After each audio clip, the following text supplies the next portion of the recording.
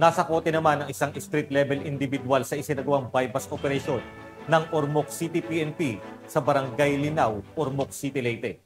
Ang ulat mula kay Patrolwoman Camberley Flores.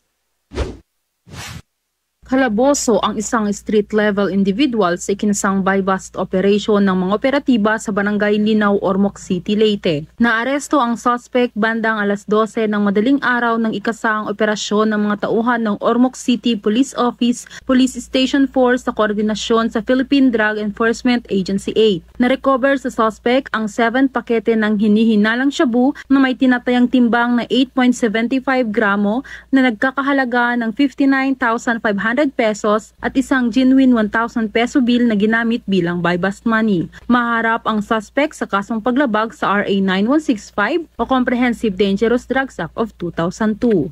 Mula dito sa Police Regional Office 8, ako ang inyong PNN correspondent, Patrolwoman Flores, alagad ng batas, taga-taguyod ng Balitang Pulis.